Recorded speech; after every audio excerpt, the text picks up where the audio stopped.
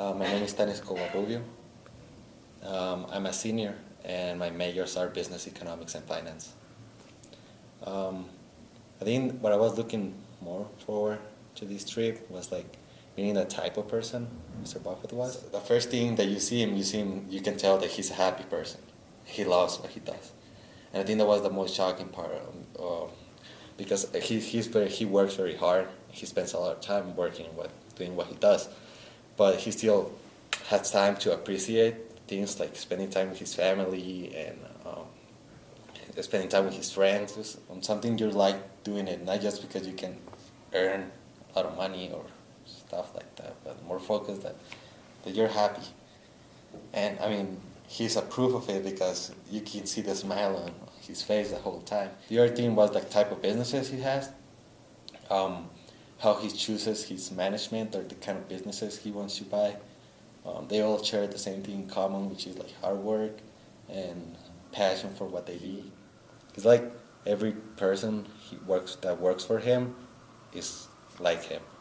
Like they share the same views and especially the ethical views. That was a very interesting fact when he told us, referring like what we do in the business, it should be something that we will be proud to tell our mom that we're doing. And I found that very interesting because that means that you can achieve as much as he did in an ethical way, being a business person that respects other people, that respects the environment, that respects everything.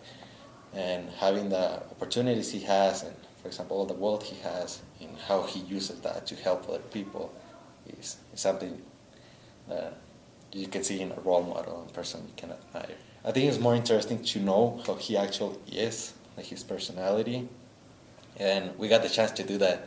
And I don't think a lot of people does that because it's really hard to get time with him, and I think they just try to take advantage of his financial advices with the time they got with him. But we got time with him enough to like make a normal conversation, and I think that was the best part of it, having a normal conversation with him. He has very good stories, very funny stories. He's a very funny person.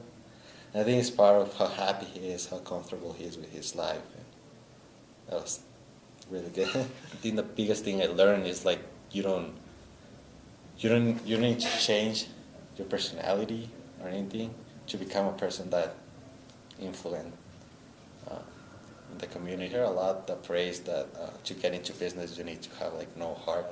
It's not that true, and I mean he's an example of that, and I think that's one of the things I wanted to prove when I met him.